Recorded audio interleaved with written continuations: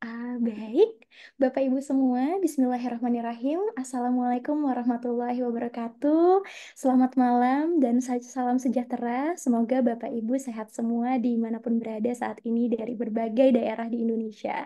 Senang sekali saya Anggi Suharja bisa menyapa Bapak dan Ibu langsung dari Thailand saat ini, Bapak Ibu. Jadi hari ini kami akan memperkenalkan program kami yang bernama Program Meta atau Mastering Education Through Awareness. Jadi sebelum kita mulai, kami ingin memperkenalkan terlebih dahulu apa sih itu program Meta. Jadi program Meta ini adalah sebuah program bimbingan untuk guru yang komprehensif, Bapak Ibu. Jadi dalam satu program ini kami memiliki 4 webinar, lalu kami juga akan memberikan buletin rutin di aplikasi Substack.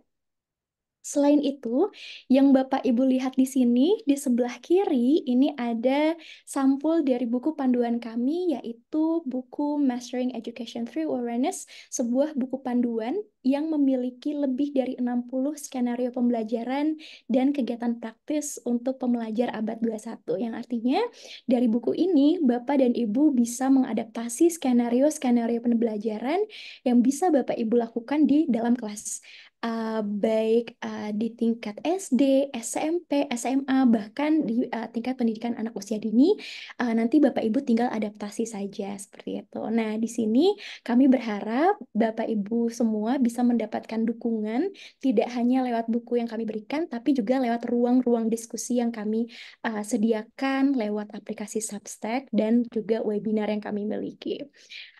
Buku ini ditulis oleh Beata dan Kasia yang saat ini juga hadir dari Polandia langsung. Jadi Bapak Ibu, di sini kami akan memperkenalkan apa sih itu metakognisi dan apa yang kami tawarkan dalam program kami. Nah, tapi sebelumnya siapa kami? Tadi saya sudah menyebut dua penulis hebat yang membuat buku panduan Meta sudah bergabung juga di tengah-tengah kita. Yang pertama ada Beata Mireka Jokubauska. Halo Beata, selamat Selamat datang. malam. Selamat malam Beata.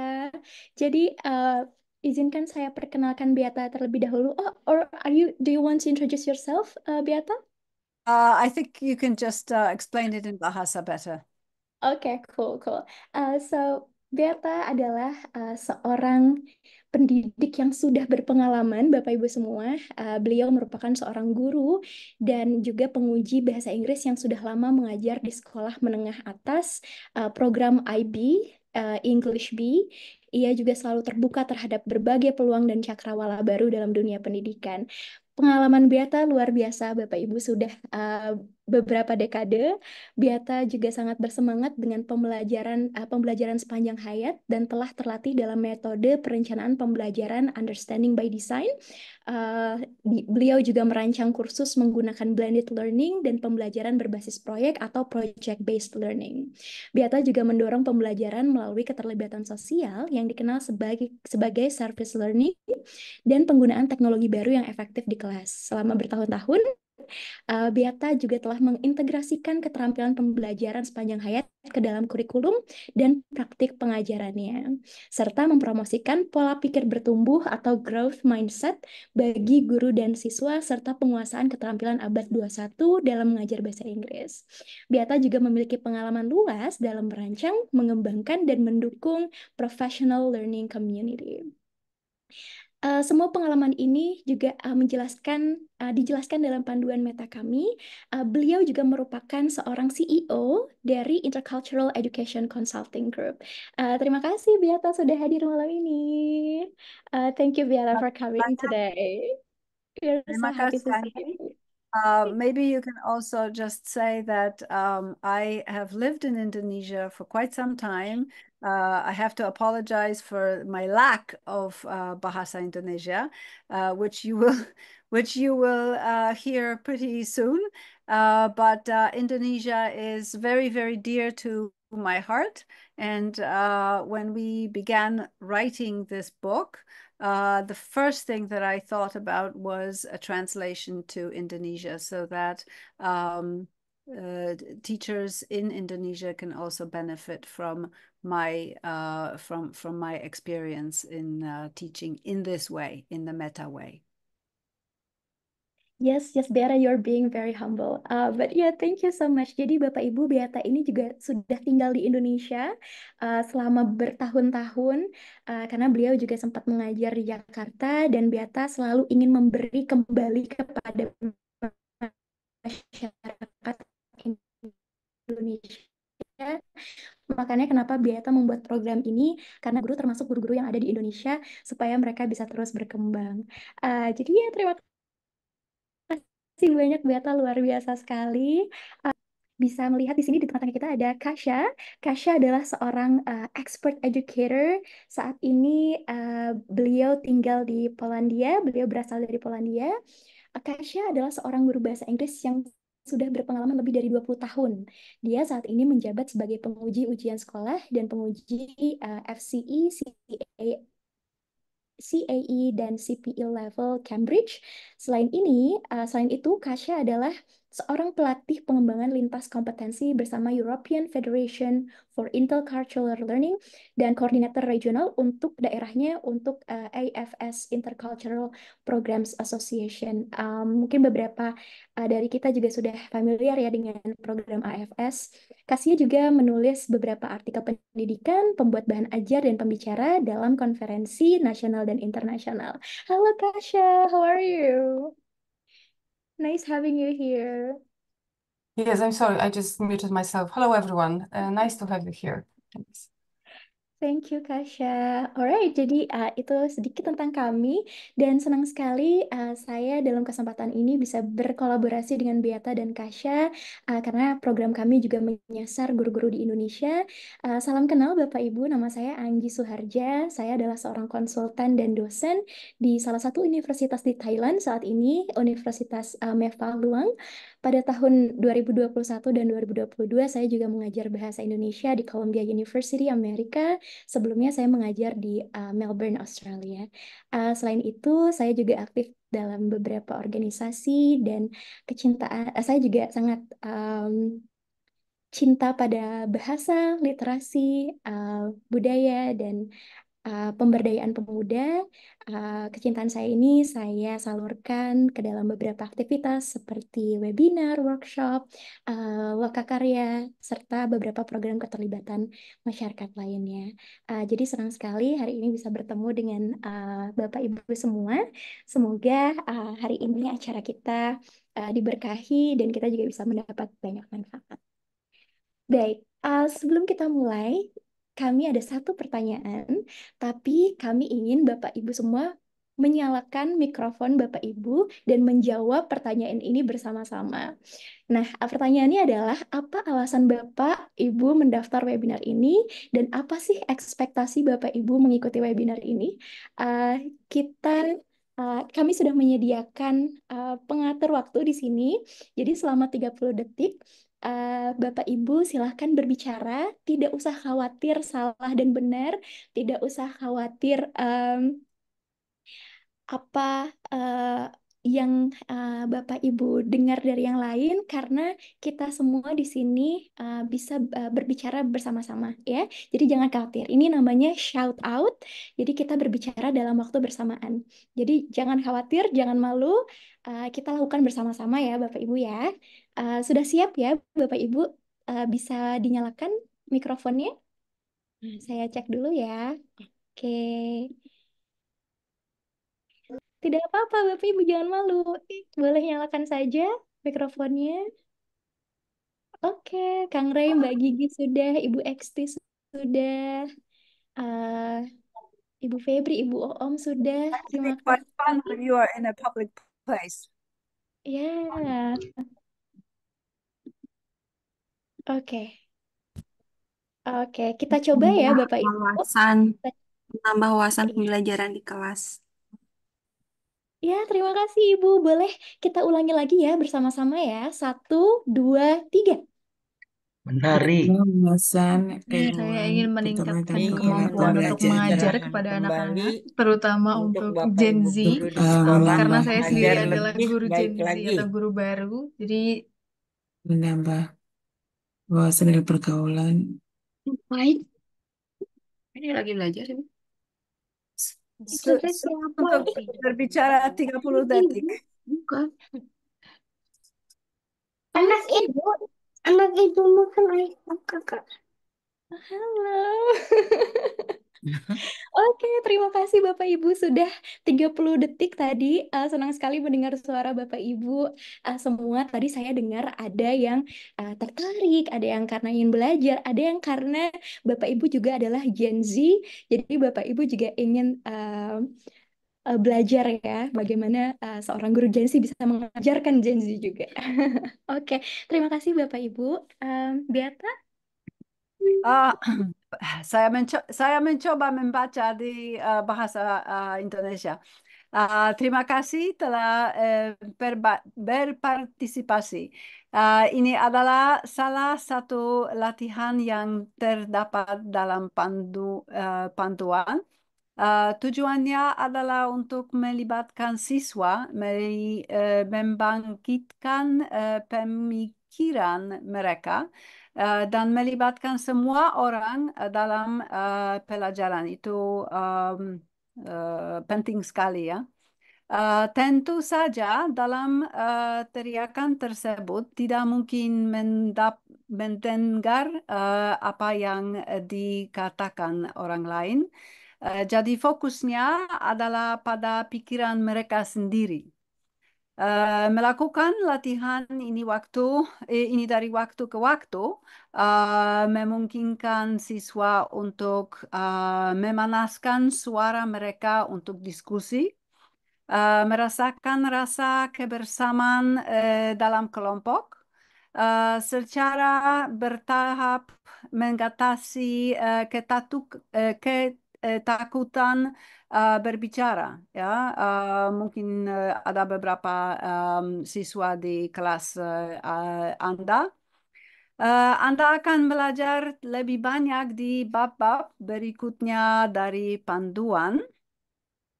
Kami mendorong Anda untuk menggunakan latihan ini sepanjang tahun, tentu tidak dalam setiap pelajaran. Terserah Anda untuk memutuskan seberapa sering dan kapan latihan ini akan paling efektif.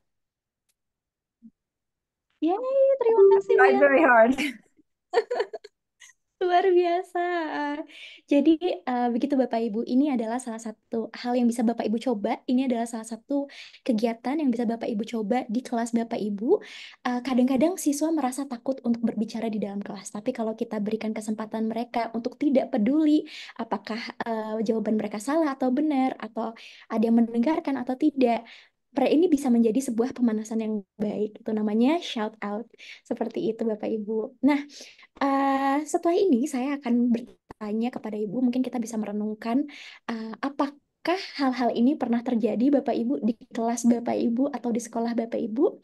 Yang pertama, ketika kita bertanya kepada murid-murid kita, apakah sudah mengerti? Kadang-kadang murid kita menjawab, sudah Bu, walaupun sebenarnya mereka bertanya juga dalam hati kayak tadi apa ya? Tadi guru gue bilang apa ya misalnya gitu. Nah, kadang anak-anak kita merasa seperti ini. Pernah terjadi Bapak Ibu? Silakan boleh berbagi di kolom komentar ya. Mbak Gigi sudah mengangguk-angguk. Nah, atau misalnya kita memberikan tugas kepada mereka dari 2 minggu yang lalu, tapi baru mereka kerjakan pagi-pagi, atau bahkan mereka tidak mengerjakan tugas sama sekali. Atau mungkin Bapak Ibu juga pernah merasakan ini saat sekolah dulu. Nah, ini adalah beberapa fenomena yang sering sekali terjadi ya Bapak Ibu. Nah, jadi coba kita renungkan beberapa pertanyaan ini Bapak Ibu. Apakah kita pernah bertanya, mengapa sih siswa saya tidak belajar dengan baik? Apakah mereka menganggap mata pelajaran saya membosankan? Mengapa ada masalah komunikasi dengan mereka? Apa yang membuat mereka begitu khawatir, membuat mereka begitu cemas atau takut? Mengapa mereka tidak bertanggung jawab atas proses pembelajaran mereka sendiri? Apakah mereka tahu mengapa mereka belajar? Apakah mereka tahu bagaimana cara belajar?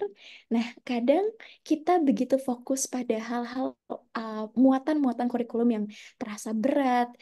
Kita berfokus pada, oh hari ini kita harus menyelesaikan satu materi ini. Tapi kadang kita lupa bahwa proses belajar mereka itu harus dipersiapkan dengan baik. Dan mereka harus tahu mengapa mereka belajar dan bagaimana mereka belajar. Nah, jawaban kami dari semua pertanyaan ini adalah metakognisi. Tapi apa sih itu metakognisi? Metakognisi adalah berpikir tentang berpikir, Bapak Ibu. Jadi metakognisi merupakan kesadaran dan pengendalian atas proses pembelajaran diri sendiri. Jadi ketika anak-anak berpikir tentang bagaimana mereka belajar, misalnya kira-kira saya ini tipe pembelajar yang seperti apa ya? Apakah yang visual, apakah yang kinetik, apakah yang audio misalnya? Atau tadi saya belajar apa ya di sekolah? Tadi bagaimana ya saya bisa menyelesaikan soal matematika di sekolah? Nah, itu adalah metakognisi, berpikir tentang proses berpikir mereka sendiri. Seperti itu. Nah, ini ada temuan dari Education Endowment Foundation bahwa siswa yang mempraktikkan metakognisi rata-rata unggul sekitar 7 bulan dibandingkan dengan teman sebaya mereka dalam perjalanan pendidikan mereka. Jadi sudah terbukti bahwa metakognisi ini merupakan alat yang sangat penting dalam mendampingi siswa untuk belajar, Bapak Ibu. Nah, pengetahuan metakognitif sendiri meliputi 3 hal ini. Yang pertama ada pengetahuan deklaratif. Pengetahuan deklaratif ini adalah pengetahuan tentang bagaimana otak dan memori bekerja, pengetahuan tentang berbagai metode dan strategi pembelajaran. Jadi misalnya kita tahu bahwa metode yang terbaik untuk siswa kita belajar adalah misalnya dengan permainan, atau metode kuliah, atau metode belajar kelompok. Nah, lalu ada juga pengetahuan prosedural, pengetahuan tentang bagaimana menerapkan berbagai strategi pembelajaran. Setelah tadi kita tahu apa saja strateginya, lalu kita tahu bagaimana cara melakukannya lewat pengetahuan prosedural. Bagaimana sih cara membuat belajar kelompok yang baik? Ini adalah salah satu contoh yang menarik juga, Bapak Ibu. Ketika guru-guru memberikan lembar kerja atau worksheet, kira-kira yang mana yang duluan kita lakukan? Memberikan lembar kerja dulu kepada siswa lalu menjelaskan instruksinya, atau memberikan instruksi dulu baru memberikan lembar kerjanya, baru memberikan kertasnya? Kira-kira yang mana, Bapak Ibu? Kasih Memberikan dulu Mungkin ada lembar Bapak Ibu kerja. yang LKPD mau dulu. kasih dulu lembar kerja, iya. Nah, memberikan LKPD dulu. Nah, kadang kita berpikir, oh ya, dikasih dulu lembar kerjanya, baru kita jelaskan. Nah, ada cara lain yang mungkin bisa lebih efektif dalam prosedur ini, Bapak Ibu. Sesederhana misalnya kita tampilkan dulu di layar, atau kita tulis dulu instruksinya di papan tulis, lalu kita jelaskan dulu. Saya akan memberi kamu lembar kerja, ibu akan memberi kamu lembar kerja, ini yang harus kamu lakukan, ini yang harus kamu isi, setelah itu baru kita berikan lembar kerjanya. Kenapa? Karena kalau kita berikan lembar kerjanya terlebih dahulu, perhatian mereka akan teralihkan. Ketika anak-anak mendapat sesuatu yang baru yang mereka terima, mereka akan terdistraksi. Jadi langsung, oh mereka akan langsung membaca apa yang mereka terima. Itu alih-alih mendengarkan kita terlebih dahulu. Tapi kalau kita jelaskan terlebih dahulu, kita tampilkan di layar apa yang harus mereka lakukan, mereka bisa memperhatikan terlebih dahulu. Setelah itu mereka bisa setelah itu mereka bisa mengulas apa yang sudah mereka dengarkan, apa informasi yang sudah mereka proses dari lembar kerja yang mereka baca setelahnya. Seperti itu. Nah, itu adalah salah satu contoh kecilnya. Nah, selain itu, yang ketiga ada pengetahuan kondisional. Pengetahuan tentang kapan dan mengapa menerapkan berbagai strategi. Nah, jadi mungkin ada saat-saat oh ini sepertinya kerja individual lebih baik, atau yang ini kerja kelompok lebih baik misalnya. Nah, ini merupakan pengetahuan metakognitif. Nah, berbicara tentang metakognitif, di sini kami juga ingin berbicara tentang kesehatan mental, Bapak Ibu. Ini adalah beberapa temuan tentang kesehatan mental yang ada di Indonesia. Kalau Bapak Ibu mencari tentang kesehatan mental, terutama Gen Z, eh, kita dihadapkan pada banyak sekali masalah kesehatan mental. Menurut survei dari Indonesia National Adolescent Mental Health Survey pada tahun 2022, 15,5 juta atau 34,9% remaja mengalami masalah mental dan 2,45 juta, sekitar 5,5% remaja mengalami gangguan mental. Bapak Ibu bayangkan, bisa jadi murid-murid kita, mahasiswa-mahasiswa kita adalah bagian dari 15,5 juta atau 2,45 juta ini gitu. Nah, maaf, oke. Metakognisi mendukung para pemuda di seluruh dunia dalam krisis kesehatan mental saat ini. Mengapa? Karena metakognisi bisa mengembangkan keterampilan manajemen diri karena berkaitan dengan sekumpulan kemampuan dan kompetensi yang memungkinkan siswa untuk secara efektif mengatur dan mengendalikan perilaku, emosi, dan pikiran mereka sendiri dengan cara yang mendukung pengembangan pribadi dan profesional. Nah, mengapa? Bagaimana caranya? Ini saya punya salah satu contoh penerapan metakognisi yang saya lakukan di salah satu kelas saya. Kebetulan suka saya abadikan dalam bentuk video, mungkin Bapak Ibu bisa menyimak dan saya akan menerjemahkannya dalam bahasa Indonesia.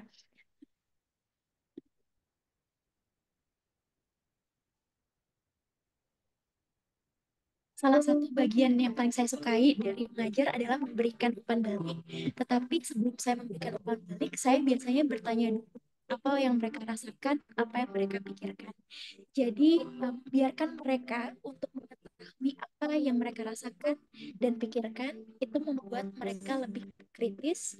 Selain itu, hal ini juga memberikan mereka kesempatan untuk lebih berkembang dan berefleksi. Nah, jadi Bapak Ibu, sesederhana dari kegiatan memberikan umpan balik kepada siswa, kita bisa menerapkan metakognisi. Contohnya, ketika Bapak Ibu memberikan umpan balik dari presentasi mereka misalnya. Alih-alih memberikan umpan balik terlebih dahulu, Bapak Ibu bisa bertanya dulu kepada mereka. Kira-kira menurut kamu tadi penampilan kamu gimana? Dari 1 sampai 10, berapa nilai yang akan kamu kasih ke diri kamu sendiri? Terus gimana sih tadi perasaan kamu? Senang, takut, gugup? Nah, dari situ kita juga bisa memvalidasi emosi mereka. Mereka merasa dilibatkan dan mereka berpikir mengulas kembali apa yang sudah mereka rasakan. Nah, dari situ mereka akan berpikir dengan tentang cara berpikir mereka sendiri. Nah, selain itu, saya bisa bertanya kira-kira poin apa saja yang sudah bagus dari presentasi kamu, apa yang harus kamu kembangkan, lalu apa yang bisa kamu lakukan untuk bisa lebih baik lagi nantinya. Jadi pertanyaan-pertanyaan itu Bapak Ibu bisa kita tanyakan kepada mereka sebelum kita sendiri memberikan umpan balik. Nah, ini adalah salah satu contoh sederhana metakognisi. Seperti itu, Bapak Ibu.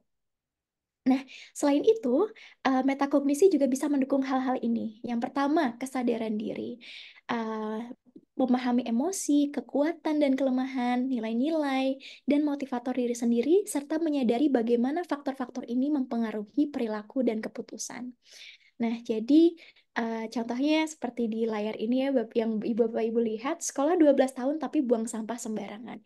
Ini adalah contoh bagaimana kalau kita tidak mengajarkan berpikir kritis kepada murid kita, mereka akan menjadi orang-orang yang lebih tidak hati-hati saat mereka mengambil keputusan atau melakukan sesuatu. Kenapa? Karena mereka kurang bisa menimbang apa sih kekuatan, apa sih kelebihannya, apa sih kelemahan kalau saya melakukan ini seperti itu. Lalu selain itu, hal-hal ini nantinya kalau anak-anak kurang bisa memiliki kesadaran diri, nantinya mereka akan terpengaruh perilakunya dan caranya mengambil keputusan pada masa depan. Nah, selain itu, metakognisi juga membantu regulasi emosional, Bapak Ibu. Seperti yang contoh yang tadi, ketika kita bertanya bagaimana sih apa yang kamu rasakan? Itu adalah cara kita memvalidasi perasaan mereka dan bisa meregulasi emosi mereka. Kalau mereka bisa memeluk perasaan diri mereka sendiri, bisa mengakui bahwa oh saya takut Bu, saya nervous Bu, saya gugup, saya senang. Nah, itu adalah salah satu cara mereka bisa mengakui perasaan mereka sendiri sehingga mereka bisa mengenal lebih jauh emosi mereka. Dan hal-hal kecil seperti ini kalau terus kita lakukan akan bisa melatih mereka dengan meregulasi emosi mereka. Selanjutnya, motivasi diri. Kemampuan untuk menetapkan tujuan pribadi, tetap terlibat dalam mencapainya, dan mempertahankan sikap positif meskipun menghadapi hambatan dan kemunduran.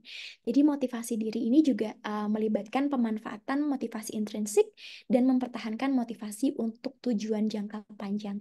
Nah, salah satunya adalah tadi ketika di awal webinar kami bertanya kepada Bapak Ibu, Bapak Ibu mengapa mengikuti webinar ini? Apa ekspektasi Bapak Ibu?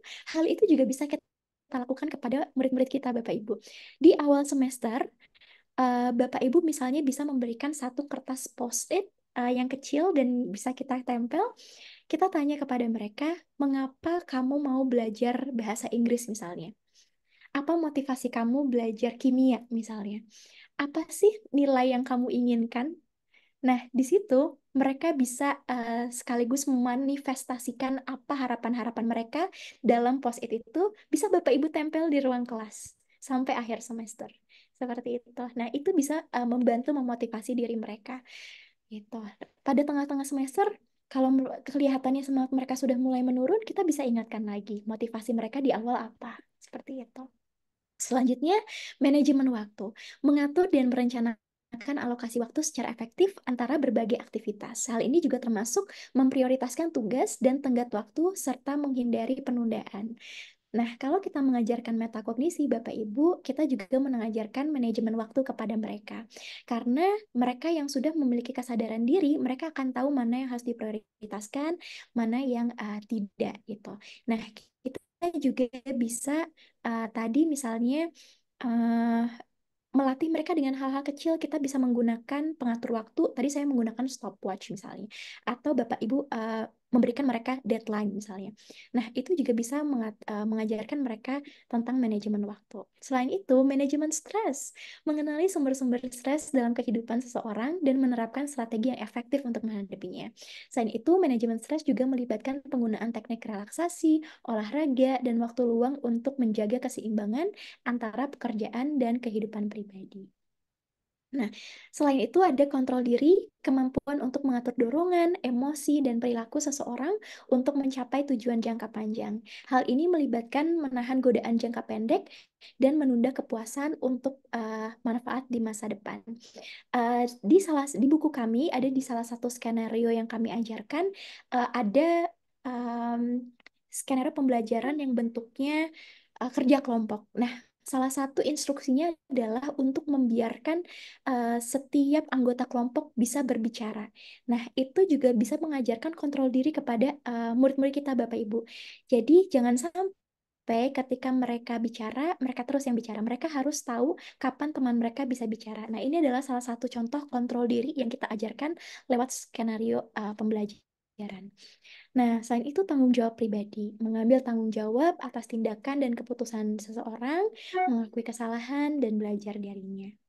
Selain itu juga ada pengambilan keputusan, kemampuan untuk membuat keputusan yang terinformasi dan efektif, mempertimbangkan konsekuensi potensial, dan mengambil tindakan berdasarkan alasan yang rasional. Jadi metakognisi juga sangat mendukung kemampuan berpikir kritis Bapak Ibu karena anak-anak dituntut untuk bertanya. Jadi selalu ajukan pertanyaan kepada mereka. Jadi mereka akan terus meramu jawaban-jawaban dan memilih jawaban dan akhirnya mereka bisa terlatih untuk mengambil keputusan. Nah, yang selanjutnya menetapkan dan mencapai tujuan. Ini merupakan kemampuan untuk menetapkan tujuan yang realistis dan dapat dicapai, serta bekerja secara sistematis untuk mencapainya, termasuk perencanaan, memantau kemajuan, dan menyesuaikan strategi sesuai dengan kebutuhan. Nah, Bapak Ibu, ini merupakan sampul dari buku panduan kami. Saya serahkan kepada Beata. Silakan, Beata. I will try again. Bapak Ibu tentu akan belajar lebih banyak dari setiap bab dalam buku panduan ini. Sebagian besar dari Bapak dan Ibu sudah menerima bab paling pertama, yaitu pendahuluan Bagi yang belum, kami akan menempelkan tatuan pendahuluan di chat Zoom sekarang. Kasya sudah ditempelkan itu. Bapak Ibu bisa mengunduh versi lebih ringannya, dan jika tidak bisa diunduh sekarang, jangan khawatir, kami akan mengirimkannya kepada Bapak Ibu lewat email nanti. Iya, terima kasih Beta. Tautan PDF-nya sudah ada di kolom komentar, di kolom chat Bapak Ibu. Kami juga sudah mengirimkan lewat email. Kalau Bapak Ibu uh, ingat kemarin ya, jadi kami sudah mengirim bab pendahuluan dan juga introduction. Maaf, bab 1 ya. Jadi Bapak Ibu juga bisa mencoba. Kemarin kami juga menerima pertanyaan tentang bagaimana cara mengajarkan metakognisi atau berpikir kritis kepada anak-anak usia muda atau anak-anak usia TK, bahkan mungkin TK dan SD. Jadi di sini juga sebelum kita berlanjut Bapak Ibu, di sini mungkin Bapak Ibu bisa mencoba menggunakan bahasa yang sederhana untuk mereka bisa mengenali lagi pikiran mereka sendiri. Sesederhana bertanya kepada mereka, kamu lagi mikirin apa? Apa yang kamu rasakan? Gitu. Misalnya setelah mereka menyelesaikan puzzle, kita bisa bertanya, kok kamu tahu sih potongan ini cocok di sini? Seperti itu. Lalu ajarkan mereka bermain peran dan tebak-tebakan misalnya.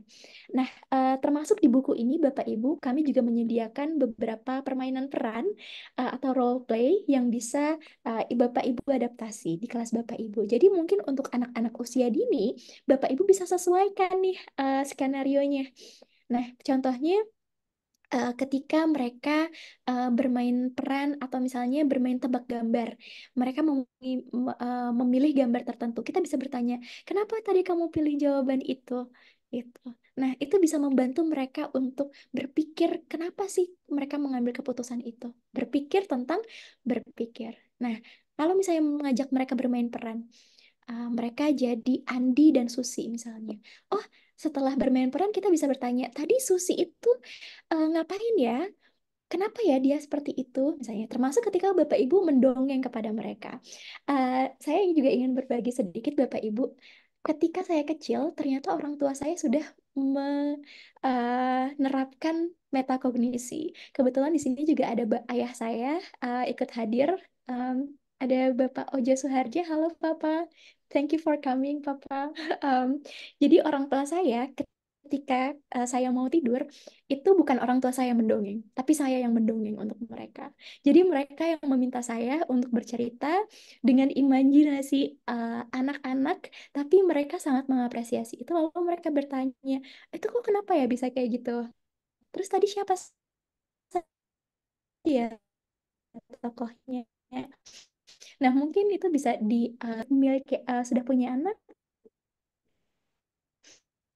Bapak Ibu juga bisa mencoba berikan mereka kesempatan untuk mendongeng, untuk katakan tentang bagaimana kita memberikan pujian. Ketika Bapak Ibu mau memberikan pujian,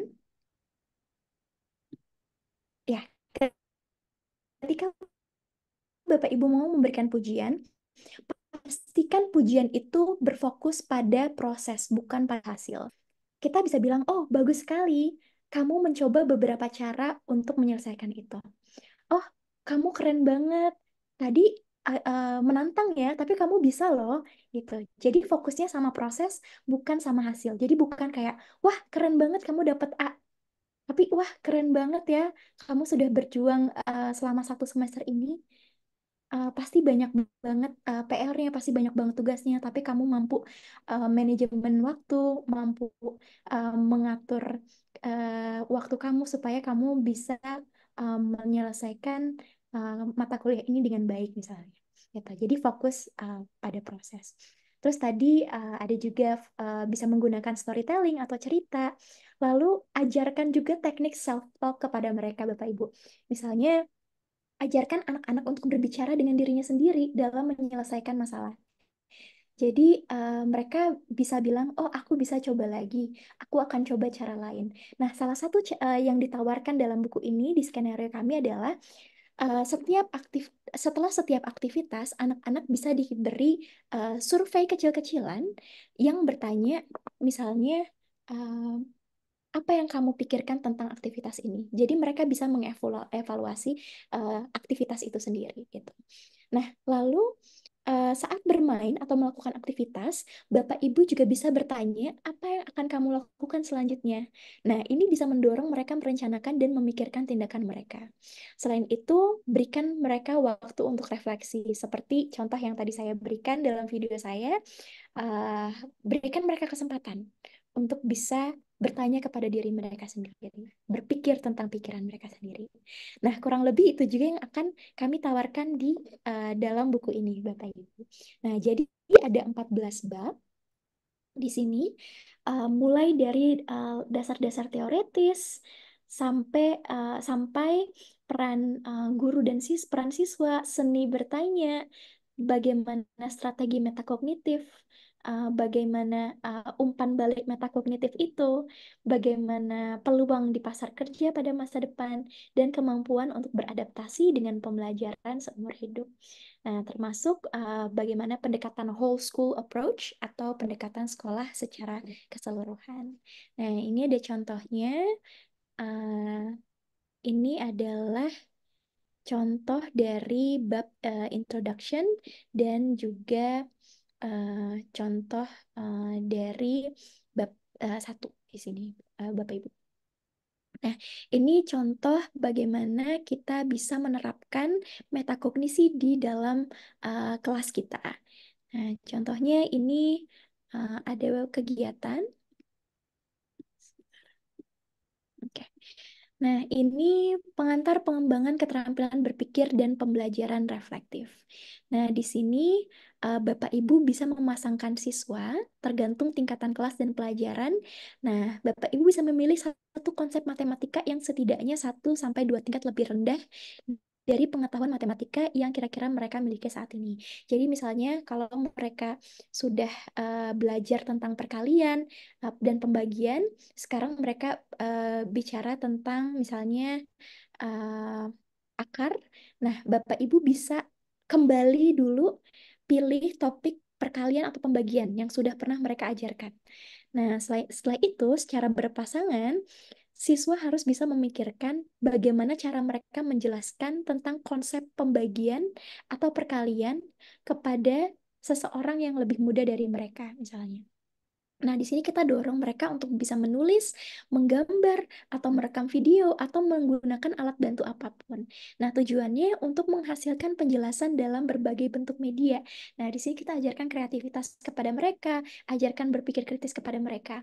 Nah, kira-kira kalau mereka nih kalau kamu harus mengajarkan perkalian nih buat adik kamu, kira-kira kamu pakai apa? Mau pakai sempoa atau mau pakai tusuk sate misalnya, atau mau pakai korek api, atau mau pakai video, atau mau pakai apa? Nah, ajak mereka untuk berpikir seperti itu. Nah, lalu atur lagi siswa menjadi satu kelompok yang terdiri dari 4 orang. Nah, pastikan bahwa setiap orang dari kelompok itu berasal dari pasangan yang berbeda. Nah, setelah itu mereka mempresentasikan nih bagaimana sih cara mereka menjelaskan perkalian atau pembagian kepada orang yang lebih muda gitu. Nah, setelah itu kita berikan kesempatan bagi mereka untuk berefleksi. Kira-kira dari yang mereka sampaikan atau dari penjelasan dari teman-teman mereka, mana penjelasan yang paling efektif dan mengapa? Nah, penjelasan mana sih yang paling berhasil dan mengapa? Nah, inilah Bapak Ibu yang kita sebut sebagai metakognisi. Tuh, kita ajarkan pembelajaran reflektif, kita ajarkan berpikir kritis. Nah, seperti itu. Can I just jump in over there? Can you go back? That is the most important part of every scenario that we present. The fact that the students think about it. So this is critical thinking in practice, reflective learning in practice. And the reflective learning is on the other side, which is for you, for the teacher. Also, you are reflecting, and these reflections will be part of the next webinars that we will conduct, when we will share our experiences in implementing these scenarios. Iya, betul sekali Beata. So, thank you Beata. Jadi ini adalah salah satu contoh praktisnya Bapak Ibu, dan kami juga ini termasuk apa yang akan kami ajarkan di webinar selanjutnya. Seperti itu. Selain itu, di setiap bab kami juga memberikan daftar pustaka yang bisa diakses melalui Wakelet. Bapak Ibu juga bisa pindai, dan sebelah kanan Bapak Ibu bisa melihat ini ada aplikasi namanya Substack. Nah, di Substack ini kami mengunggah unggahan-unggahan kiriman-kiriman yang berisi tentang metacognition. Nah, di sini Bapak Ibu juga bisa membaca pengalaman-pengalaman dari guru-guru yang lain. Seperti itu. Nah, jadi program kami ini selain tadi ada buku, ada webinar, dan ini berlangsung selama beberapa bulan Bapak Ibu. Untuk bulan September dan Oktober, ini termasuk ke-5 bab ini, ya. Lalu, nah, Bapak Ibu juga bisa mendapatkan pos mingguan di aplikasi Substack. Lalu ada webinar interaktif lagi pada tanggal 19 Oktober. Dan Bapak Ibu juga bisa mengakses aplikasi Slack untuk pertanyaan dan juga jawaban. Kalau Bapak Ibu memiliki pertanyaan, misalnya, Beata, ini saya di kelas saya tantangannya seperti ini, kira-kira bagaimana? Seperti itu. Nah, lalu pada bulan, ya Bu, Just a yes moment. Beata. The first chapter 1 is already in the link in the chat, but you will also receive an email with it, so don't worry about it. And the Slack is a special place where we can share our questions, get answers from each other. Maybe I am teaching mathematics and you're teaching mathematics. I tried scenario 1, you tried scenario 1 also. How did it go for you? Ya, terima kasih Beata, thank you Beata. Jadi Bapak Ibu bisa mengakses di kolom chat. Di situ sudah ada tautan untuk mengakses bab 1 dari buku kami. Dan Bapak Ibu juga bisa mencoba mungkin skenario-skenario yang ada di situ bisa diadaptasi dari situ. Baik, terima kasih Beata. Selanjutnya pada bulan November dan Desember, ini kami akan memberikan 3 bab.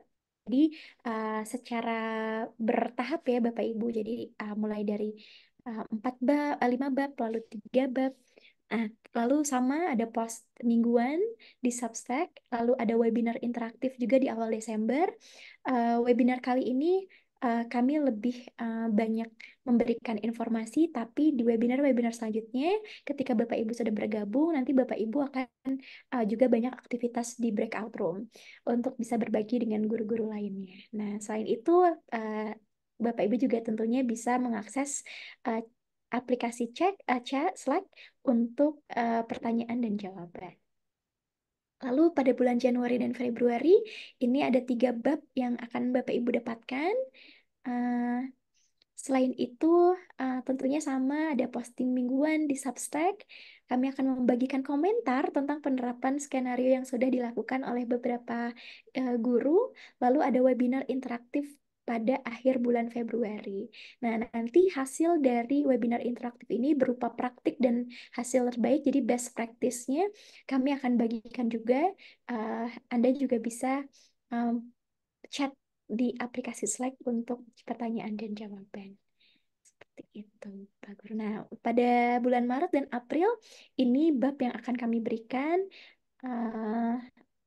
Jadi nanti Bapak Ibu juga akan mendapatkan sama webinar dan juga postingan mingguan di aplikasi Substack. Seperti itu. Jadi kesimpulannya program bimbingan Meta ini berisi pendahuluan yang berisi berisi buku yang berisi pendahuluan 14 bab dari buku panduan, sekitar 200 halaman dengan lebih dari 60 skenario pembelajaran untuk dicoba, puluhan tips praktis, posting mingguan di Substack, komunitas profesional yang mendukung di aplikasi Slack, dan juga 4 webinar substantif. Oktober, Desember, Februari, dan April. Tidak termasuk webinar yang ini. Seperti itu, Bapak Ibu. Uh, Oke, nah, Beata? Bagaimana cara mendaftar dan membayar? Kami pikir singkatnya, program dukungan guru Meta yang berlangsung dari September hingga Mei itu meliputi seperti yang dapat Anda lihat pada daftar terlampir. Itu hanya rupiah sebawah di bawah 1 juta. Saya pikir itu untuk oh, help me. Oh, no worries, Ibu. Ibu, you're great. Yes, that's right. Di bawah 1 juta. Jadi hanya 990.000 rupiah ya, Bu. So it's only 990,000 rupiah for that. And then Beata put like a coffee and cake here.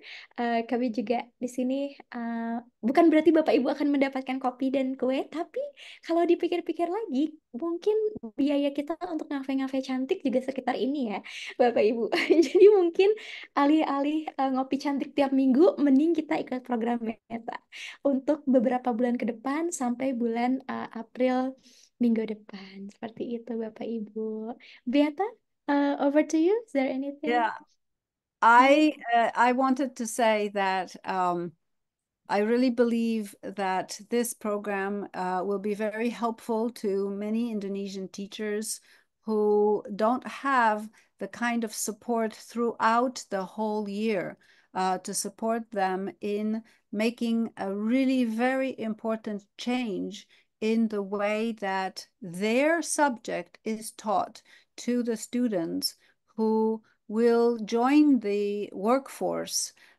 maybe be more competitive on the international job market, and be able to succeed in their jobs in the future, regardless of where they come from, what school they go to, because their teachers will know how to help them with metacognition, with critical thinking, and with reflective learning.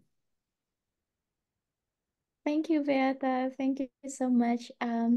Jadi ya Bapak Ibu, ini cara Bapak Ibu bisa berlangganan. Bapak Ibu juga bisa menghubungi saya, bisa menghubungi kami lewat alamat email yang kami kirimkan. Bapak Ibu bisa juga menawarkan kepada sekolah Bapak Ibu. Jadi mungkin nanti kami bisa memberikan tawaran khusus untuk sekolah Bapak Ibu. Mungkin bisa diikuti oleh beberapa guru dan kami bisa memberikan diskon juga untuk Bapak Ibu. Jadi mungkin hal ini bisa menjadi bentuk professional development yang dilakukan sekolah Bapak Ibu bersama kami. Jadi kita bisa berkolaborasi seperti itu.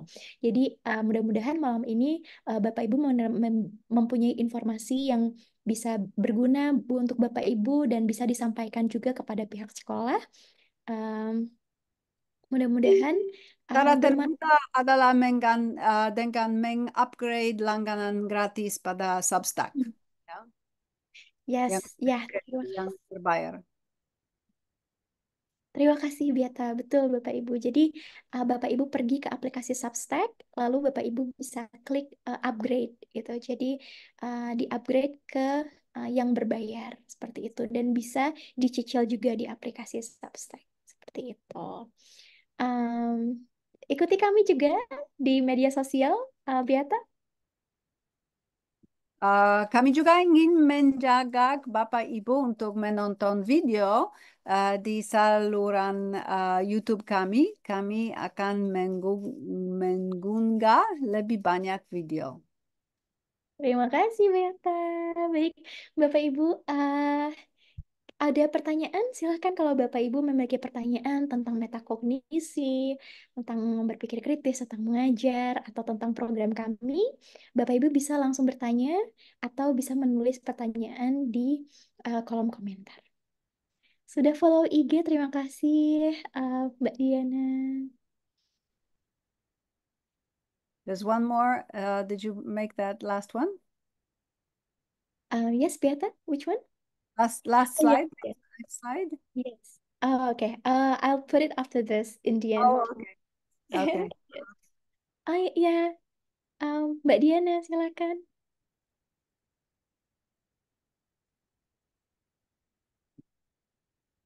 Oke. Terima kasih sebelumnya. Selamat malam waktu Indonesia. Suatu kehormatan saya bisa ikut acara ini. Kebetulan eh, untuk Kak Anggi dan beberapa kolega Kak Anggi, mohon maaf saya tidak berani menyebut karena takut salah gitu. Tapi tidak mengurangi rasa hormat saya gitu pada beliau. Salah satunya Ibu Beata dan Ibu satunya. Saya mohon izin bertanya beberapa hal terkait dengan metakognisi. Ini suatu istilah baru bagi saya. Sebelumnya perkenalkan saya Diana Syarifah Zahra, sedang eh, kebetulan kapan hari ketika menjadi mahasiswa akhir sempat bantu-bantu mengajar. Jadi ada beberapa hal terkait pembelajaran yang saya dapatkan gitu. Jadi mungkin bisa berdiskusi atau berbagi terkait pembelajaran seperti itu. Eh, Bisa dipanggil Zahra. Saya ingin bertanya terkait metakognisi ini. Setelah saya menyimak dari metakognisi ini, ada beberapa bahasan mungkin metakognisi bisa diartikan sebagai refleksi diri terkait pembelajaran hari ini gitu. Apakah kurang lebihnya seperti itu? Dan untuk pembelajaran yang pernah saya lakukan di awal pembelajaran itu pernah saya istilahnya tanya pra pembelajaran kepada peserta didik untuk nanti pembelajaran yang akan kita laksanakan itu seperti apa gitu. Mulai dari gaya belajar atau eh, gimana sih nanti pembelajarannya seperti itu. Dan itu eh, apakah juga termasuk ke dalam istilahnya metakognisi itu sendiri atau bagaimana? Karena eh, di metakognisi yang disampaikan tadi juga terkait dengan gaya pembelajaran siswa yang apa dilakukannya setiap hari seperti itu. Mungkin itu dulu Kak Anggi. Terima kasih. Terima kasih Mbak Diana. Mbak Diana dari daerah mana, Maaf? Dari daerah desa Kak. Gitu. Oh iya, iya. Terima kasih Kebetulan banyak. di desa. Iya. Di provinsi. Kalau provinsinya Jawa Timur. Oh, Jawa Timur. Oke, terima kasih Mbak Diana. Beata and Karsha, we have Diana from East Java. So she's currently in her senior year in her college, and then she's wondering if the practice that she has been doing of like asking the students what you learned today and then what this is about. Yes, yes. This is the right way. This is the right way to proceed. Thank you, Beata. Jadi betul Mbak Diana, apa yang Mbak Diana sudah lakukan itu adalah salah satu bentuk dari metakognisi. Jadi sudah bagus praktek yang dilakukan. Refleksi belajar hari ini contohnya, itu adalah salah satu bentuk aplikasi metakognisi. Nah, siswa itu kan bisa merenungkan apa yang sudah mereka pelajari, bagaimana mereka belajar, dan apa yang bisa ditingkatkan. Nah, tapi metakognisi juga melibatkan lebih dari sekadar refleksi harian. Nah, jadi itu adalah bagian dari metakognisi, tapi metakognisi itu lebih luas. Nah, contohnya apa? Tadi kita sudah memberikan refleksi harian kepada mereka. Nah, tapi kalau Mbak Diana mau mengaplikasikan metakognisi lebih jauh lagi, metakognisi itu adalah proses yang berkelanjutan. Nah, jadi selain refleksi harian tadi, misalnya mereka juga ditanya, strategi apa sih yang paling bagus untuk mereka bisa belajar. Nah, dan itu bukan hal yang bisa kita tanyakan dalam satu pertemuan. Kita bisa melakukan mereka mengulannya. Bisa jadi pertanyaan itu tuh baru terjawab di akhir semester Mbak Diana. Nggak apa-apa, tapi yang penting berkelanjutan prosesnya gitu. Nah, jadi selain tadi kesadaran metakognitif, saya sudah belajar apa saja, bagaimana cara saya belajar, mereka juga bisa memiliki regulasi metakognitif, metacognitive regulation. Gitu. Jadi mereka juga bisa mengendalikan dan mengatur strategi belajar mereka. Gitu. Tidak hanya mengetahui saja gitu supaya mereka bisa mengubah cara belajar mereka seperti itu Mbak Diana.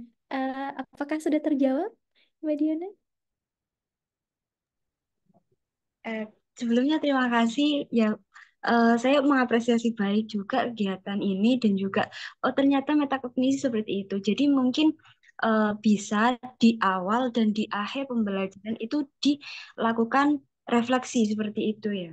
Untuk di awal kan agar tahu bagaimana nanti pembelajaran yang akan dilakukan, dan di akhir bagaimana eh, hasil dari pembelajaran yang dilakukan. Mungkin seperti itu ya. Itu adalah salah satu praktik baiknya Mbak Diana, luar biasa. Ya, betul. Terima kasih Saya Mbak ada Diana. satu pertanyaan lagi, mungkin boleh? Boleh, boleh, Mbak. Nah, ya, itu terkait dengan malu-malu ya, malu-malu siswa untuk bertanya itu. Nah, itu gimana mengatasi hal itu? Soalnya kan benar apa yang dikatakan tadi dalam webinar, ketika ditanya sudah paham apa belum, belakang itu, gimana ini, gimana tadi pembelajarannya gitu. Kebanyakan seperti itu. Karena saya juga sempat menjadi siswa, ya merasakan juga yang seperti itu. Jadi mungkin ada kiat-kiat atau eh, apa ya, sudut pandang internasional atau bagaimana ketika pembelajaran itu mungkin bisa menjadi pertimbangan dalam mengajar. Karena ini juga sepertinya ya, atau mungkin dan bisa jadi termasuk ke dalam strategi pembelajaran seperti itu. Terima kasih Mbak Diana. Beata and Kasha.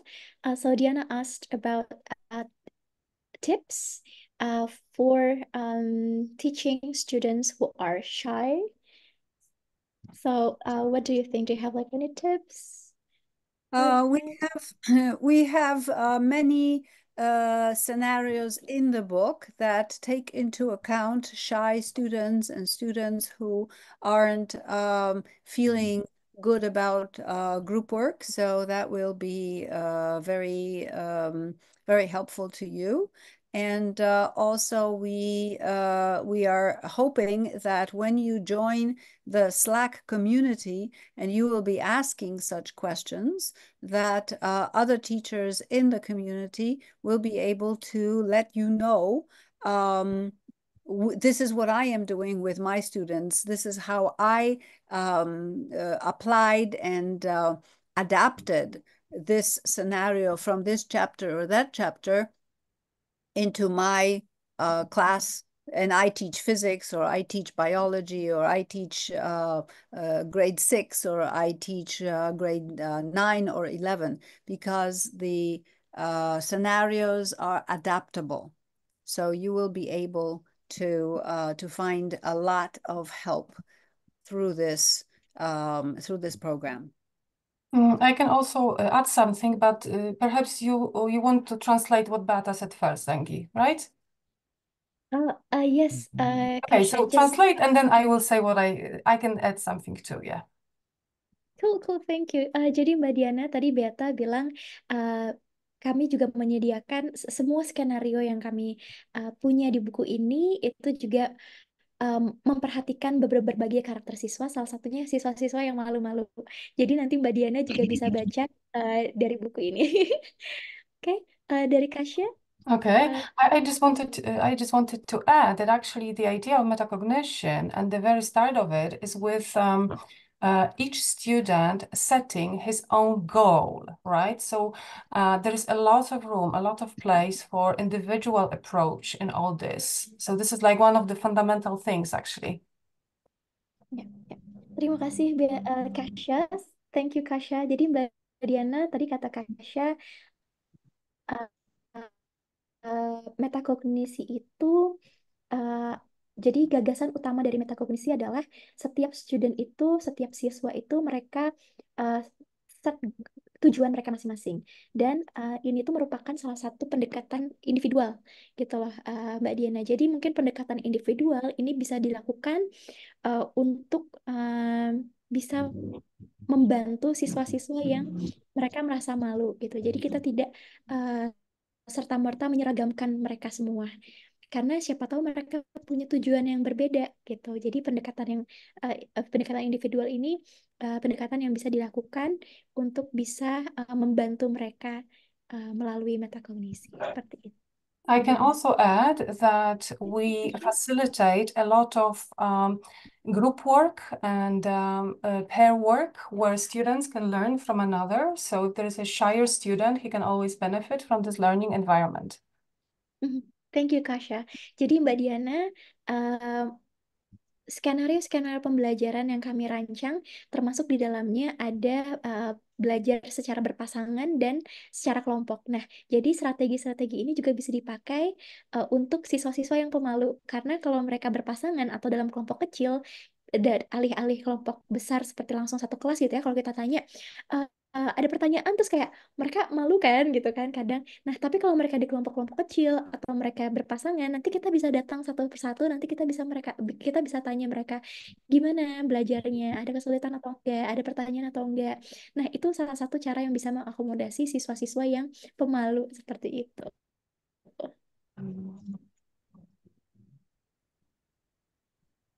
Sudah terjawab, Mbak Diana?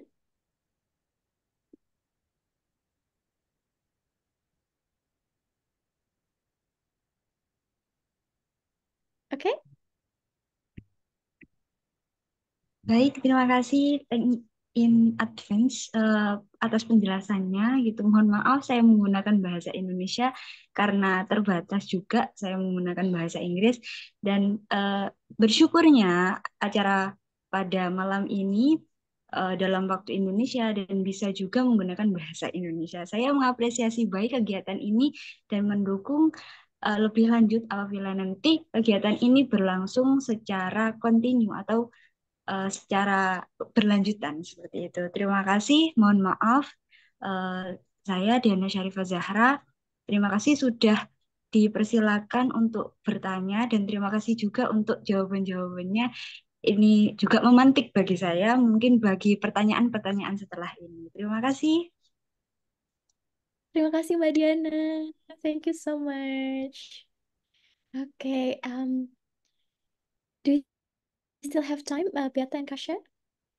We have one I think we are question. just about finished. Yeah. But I could, There's one more. is there one more question, right, from the audience? Yes. Okay, I think we should answer it. Yeah, so translate, yeah. Yes. Hello, Kang Ray. Halo Kak Anggi, selamat malam semuanya. Halo Biata, good evening, Kak Tarsina, good evening, and everyone. Singkat aja ya Kak ya. Saya perkenalkan saya Rai. Saya mengajar bahasa Jepang, bahasa asing untuk orang Indonesia, mungkin untuk beberapa yang persiapan yang bekerja ke Jepang dan sebagainya.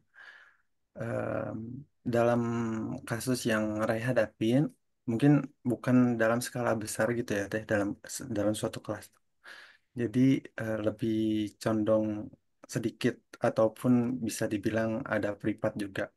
Nah, yang mau Ray sampaikan, metakognisi ini kan dalam pembelajaran merujuk pada eh, kemampuan untuk berpikir tentang proses berpikir apa tentang Berpikir tentang proses berpikir. berpikir sendiri, termasuk merencanakan gitu kan, memantau dan mengevaluasi strategi pembelajaran. Nah, dalam konteks kelas privat sendiri gitu, pengaplikasiannya metakognisi dapat dilakukan dengan cara seperti apa?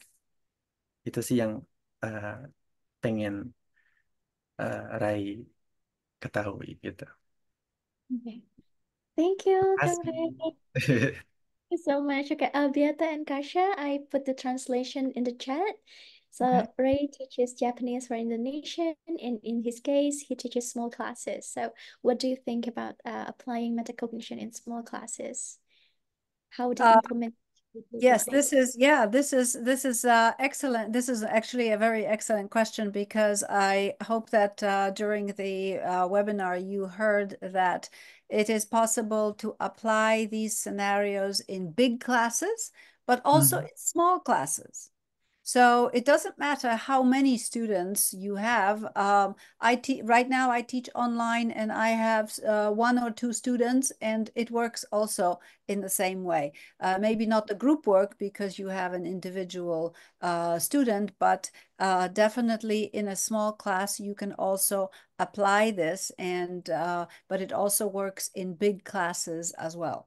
So good luck. Language, a language teacher, Japanese, that means that it's like, teaching English or teaching any other subject. These scenarios are for many different subjects and levels of classes. It doesn't matter. You can adapt it. And when you see them in the first chapter that you received today, you will see that they are adaptable. All right. Thank you very much, Beta. Okay, thank you, Kang Ray. All Lama right. nggak jumpa, Kak Anggi. It's nice to meet you, Kang Ray. Good luck, good luck. Thank you for Thank coming. you. Okay, Beata and Kasha, should we wrap up? Yes, so I hope that we will see you in Substack. Substack is the main way of communication for us, and also in the Slack community. There was a question from Gigin, and I answered it in the chat. So you will get a link to the chat, to the recording, to the slide deck, so you will get everything in the email. Okay, thank you Beata. Baik Bapak Ibu, cukup sekian dari kami. Tentunya terima kasih dari Beata, Kasha, dan Anggi. Beata membuat gambar ini menggunakan AI. Jadi sebagai pengingat bahwa saat ini kita dihadapkan pada dunia yang serba praktis. Jangan sampai kita juga tertinggal. Tentunya seorang guru harus terus juga menjadi pembelajar sepanjang hayat. Terima kasih Bapak Ibu. Selamat malam, sehat selalu, dan sampai jumpa dalam kesempatan selanjutnya. Wassalamualaikum warahmatullahi wabarakatuh. Terima kasih. Terima kasih banyak. Selamat malam. Selamat malam.